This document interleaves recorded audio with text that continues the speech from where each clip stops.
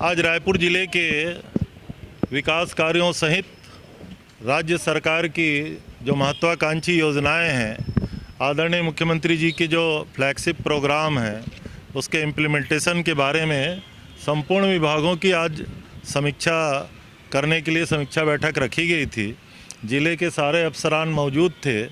हमारे रायपुर ज़िले में जो विकास के काम हो रहे हैं, जो हमारी योजनाएं हैं, राजीव गांधी किसान न्याय योजना, गोधन न्याय योजना, खेतिहर मजदूर कृषि भूमिहीन मजदूर न्याय योजना सहित अन्य योजनाओं में किस तरीके से काम चल रहा है, जल जीवन मिशन के अंतर्गत हम लोग किस तेज़ी से काम कर पा रहे हैं और रायपुर शहर में और क्या क्या जो विकास के काम हो रहे हैं, रायपुर ज़िले में क्या क्या काम हो रहे हैं, उसकी विस्तृत समीक्षा की गई। नंबर एक।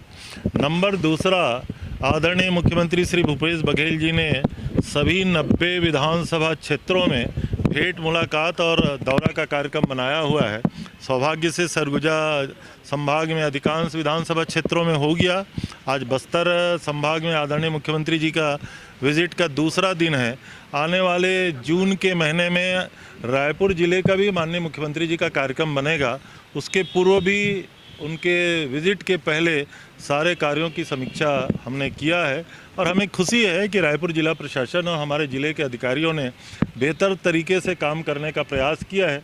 आने वाले समय में इससे भी और बेहतर कैसे हो सकता है, उसके संदर्भ में हम लोगों ने दिशा निर्देश जारी किया है। राजधानी के कानून व्यवस्था को लेकर भी चर्चा।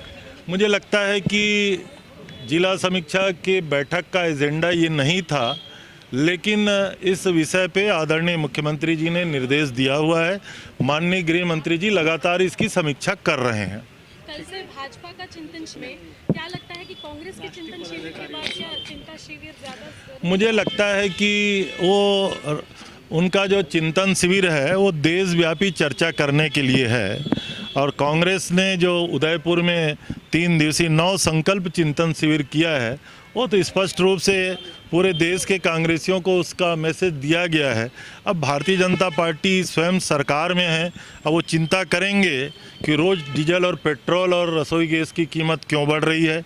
वो चिंता करेंगे कि किसानों को खाद की सप्लाई करने में मोदी सरकार असफल क्यों है। वो लगातार चिंता करेंगे कि महंगाई आसमान को क्यों छू रहा है। वो लगातार चिंता करेंगे।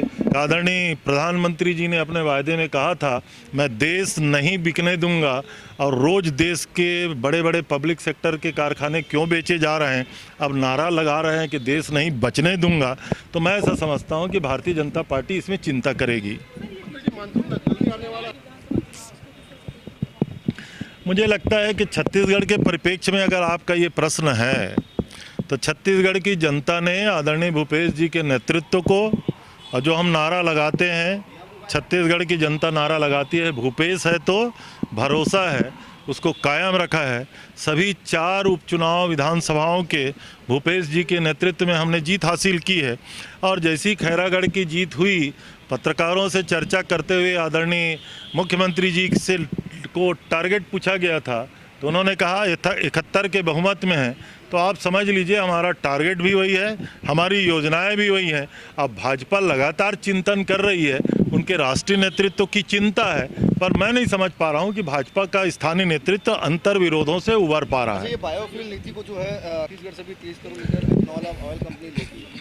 हमें लगातार जो एथनॉल कंपनियों के द्वारा और जो छत्तीसगढ़ में बायोफ्यूल बनाने का जो हम लोगों ने MOU किया है, परमिशन तो मिल रहा है, लेकिन छत्तीसगढ़ की जो सबसे बड़ी आवश्यकता है, राइस बेस्ड बायोफ्यूल बनाने का हम लोगों ने केंद्र सरकार से अनुमति मांगी हुई है। हम उम्मीद करते हैं, आदरणीय गडकरी साहब जब छत्तीसगढ़ आए थे तो उन्होंने कहा था कि किसान अब अन्नदाता ही नहीं ऊर्जादाता बनेंगे, तब भी हमको उम्मीद कायम थी। अभी भी हमें उम्मीदें हैं। हमने तो 12 MOU किया हुआ है। केंद्र सरकार हमको अनुमति दे दे, लेकिन रोकती क्यों है, ये बड़ा प्रश्न चिन्ह है।